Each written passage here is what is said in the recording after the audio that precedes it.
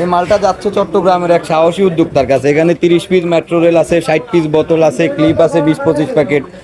এইখানে 100 বড় বোতল চলে যাচ্ছে আরেকজন সাহসী উদ্যোক্তার কাছে, আর সেই সাথে 200 প্যাকেট ক্লিপ। এখানে নোয়াখালীর আরেকজন সাহসী উদ্যোক্তার কাছে চলে যাচ্ছে 70 পিস বোতল, 50 প্যাকেট ক্লিপ।